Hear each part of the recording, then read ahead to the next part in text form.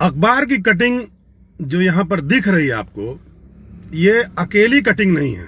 जनता दर्शन heading है और जो खबर की हेडिंग है, अवैध कब्जे बर्दाश्त नहीं मुख्यमंत्री। ठीक है, बाकी आप पिछले 4-5 दिनों से मेरे फेसबुक पर देख रहे होंगे वो क्या चल रहा है। मतलब सारे पेपर वैध होने के बाद भी कब्जे नहीं मिल पा रहे हैं। ठीक है, तो ये अखबार वाले क्या कर रहे हैं, इस तरह की खबरें लगा रहे हैं, जनता को फील गुड करा रहे हैं और इसको कहा जाता है सरकार को तेल लगाना। ठीक है, ये क्रॉस क्वेश्चन नहीं कर सकते हैं मुख्यमंत्री से कि ये जो भी आप दावा कर रहे हैं उसकी हकीकत कहां तक पहुंच रही है, जनता तक उसके मतलब कि जो आपके दावे हैं उसकी सच्चाई कहां तक है। तो आपको दिखा दें कि आज फिर अखबार में निकला है। देखिए, यह अखबार में निकला है, दबंगों और भू माफियों पर कठोर कार्रवाई करें योगी जी।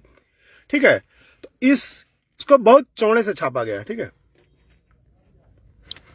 अब जनता को फील गुड होगा। ठीक है, पूरे देश में अगर ये अखबार की कटिंग कहीं जा रही होगी तो लोग कह रहे भाई बहुत राम राज चल रहा है उत्तर प्रदेश में, एकदम योगी जी तो एकदम भू माफियाओं के पीछे पड़े हैं, गुंडों के पीछे पड़े हुए हैं। ये अखबार आपको बताता रह रहा है। ठीक है, और इसी तरह से 2014 से पहले गुजरात का एक मॉडल मीडिया के द्वारा पूरे देश में फैलाया गया, जिसका परिणाम आज पूरा देश भुगत रहा है। ठीक है, तो अखबार में ये कटिंग एक जो अभी यहां लगी हुई वो पुरानी है और अभी जो मैंने जस्ट आपको दिखा है ये नई कटिंग है। ठीक है, देखिए, और ये दोनों अखबार जो है हमारी मुख्यमंत्री जी जनता दर्शन, मतलब एक जनप्रतिनिधि, एक नेता अपने जनता से मिल रहा है तो उसको दर्शन देना बोलते हैं क्या? हम तो सुने थे भगवान का दर्शन होता है, तो यहां जनता दर्शन। ठीक है, ऐसे शब्द मतलब नेक्स्ट टू भगवान बना दिया जा रहा है। ठीक है, योगी जी एज ए आध्यात्मिक गुरु, धार्मिक गुरु पूजनीय है, उसमें कोई डाउट नहीं है। ठीक है, लेकिन हम एक अपने मुख्यमंत्री से अगर मिल रहे हैं तो उसको जनता दर्शन जैसा हेडिंग देना बहुत मतलब मूर्खता वाला बात है। दूसरा आपको मैं हेडिंग, दूसरा खबर दिखा रहा हूं आज ही के अखबार में। ये देखिए, गोरखनाथ मंदिर में पीएससी जवान से भिड़ा युवक दबोचा गया।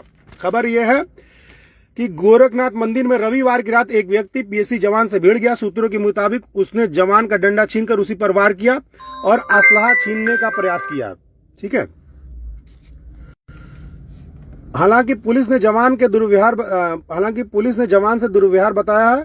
उसे गोरखनाथ थाने में पुलिस को सौंप दिया गया है और ये मतलब इसमें निकला है। देखो यार, पहली बात तो ये है, असला छीनने वाली बात एकदम फर्जी वाली बात है। ठीक है, और रही बात दुर्व्यवहार की, तो मैं आपको बता दूं कि अगर आप मुख्यमंत्री जी से मिलने जा रहे हैं, ठीक है, तो अगर कोई ऐसी शिकायत है जो किसी भ्रष्टाचार से जुड़ी हुई है, ठीक है, आपसी आपका कोई विवाद है, आपका पटीदारी में झगड़ा है और कहीं कोई मारपीट हुआ है, तो वो आपको मिलने देंगे। लेकिन अगर कहीं सिस्टम के खिलाफ कोई बात होगी, किसी भी विभाग के, चाहे शिक्षा विभाग का भ्रष्टाचार हो, चाहे राजस्व विभाग का भ्रष्टाचार हो, चाहे बिजली विभाग का भ्रष्टाचार हो, अगर इन भ्रष्टाचार के खिलाफ आप जाएंगे शिकायत लेकर के, तो आपको बाहर से ही लौटा दिया जाएगा। ठीक है, बाहर से लौटा करके आपको भगा दिया जाएगा, या फिर आपका पेपर ले लिया जाएगा कि ठीक है आप रखिए, अभी आपको मुलाकात करा देते हैं। उसके बाद फिर आकर के कह देंगे मुख्यमंत्री जी के जितने लोगों से मिलना था वो मिल चुके हैं, अब वो समय खत्म हो गया है। ठीक है, आपको मिलने नहीं दिया जाएगा। और मैं जिस जमीन के मामले में पिछले 4-5 दिनों से लड़ाई लड़ रहा हूं, उस पीड़ित को भी मुख्यमंत्री से आज तक नहीं मिलने दिया गया, जबकि वो मुख्यमंत्री के घर के मात्र 2 किलोमीटर पीछे रहता है। और इस व्यक्ति के साथ भी ऐसा हुआ। इसका पासपोर्ट वेरिफिकेशन जो है लिखा है, पासपोर्ट निरस्त होने की वजह से वो पुलिस से नाराज था, तो निश्चित है वो पुलिस के खिलाफ गया था, पुलिस में जो भ्रष्टाचार है उसके खिलाफ शिकायत करने गया था, तो वो उसको मिलने नहीं दिया गया। ठीक है, तो ये हकीकत है अखबार वालों की, और ये जो पूरा देश तंत्र चल रहा है उसका हकीकत है।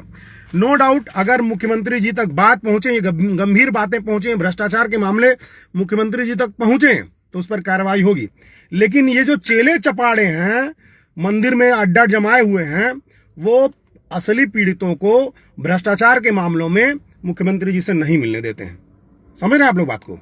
और ये अगर नहीं मिलने दे रहे हैं तो यानी पीड़ित की समस्या का समाधान नहीं हो रहा है। जो जड़ है, मतलब जो भ्रष्टाचार है, वो सारी समस्याओं का जड़ है। अगर राजस्व का भ्रष्टाचार खत्म हो जाए तो मैं बता दूं 90% मारपीट, झगड़े, बवाल, हत्याएं, ये सारे बंद हो जाएंगे। केवल राजस्व अकेले मिलकर के देश के 90% झगड़ों को जो है पैदा कर रहा है। ठीक है, यही कानून को लेखपाल मुंशी यही मिल करके जो है 90% झगड़ों को एसडीएम और ये सब घूसखोर चुके हैं। यहां तक कि कमिश्नर तक के जो कह लीजिए कि जो मुकदमे उसमें फैसले पैसे पर आ रहे हैं। पैसा आपके पास है, कोई मुकदमा जीत जाएंगे, कोई भी आदेश करा लेंगे।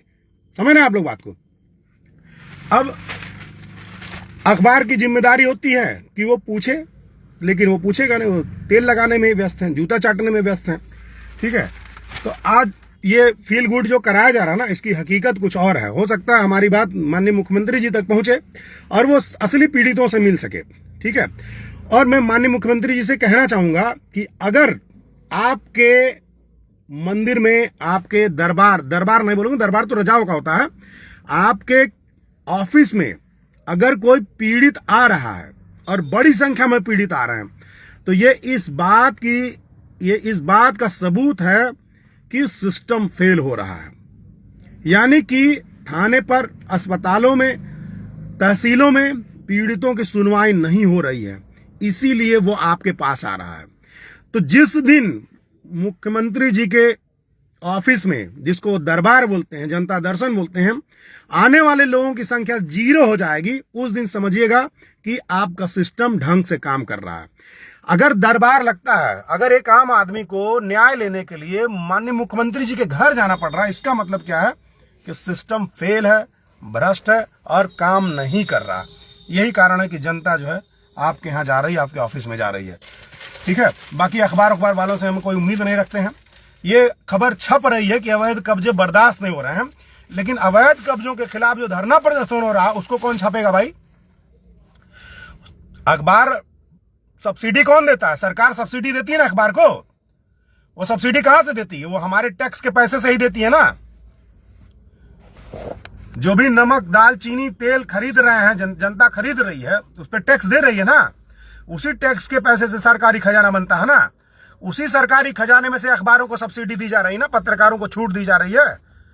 बोलिए, तो ये हमारे पैसे पर चलने वाले अखबार हैं जो हमारे लिए खबरें नहीं लिखते हैं। ठीक है, अगर मुख्यमंत्री जी कह रहे हैं अवैध कब्जे बर्दाश्त नहीं, तो उनको लगवाना चाहिए, बगल में खबर लगाना चाहिए कि यहां अवैध कब्जा चल रहा है, सारे पेपर वैध होने के बाद भी कब्जा नहीं मिल पा रहा है, ये लगाना चाहिए। ठीक है, बाकी सुबह सभी को गुड मॉर्निंग, सबका दिन अच्छा हो, बेहतर हो।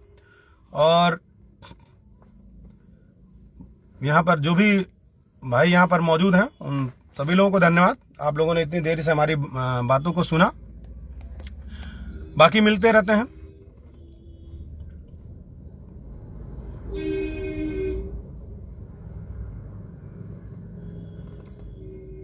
और हाँ, मैं कहता नहीं हूं, लेकिन इन मुद्दों को शेयर करना पड़ेगा।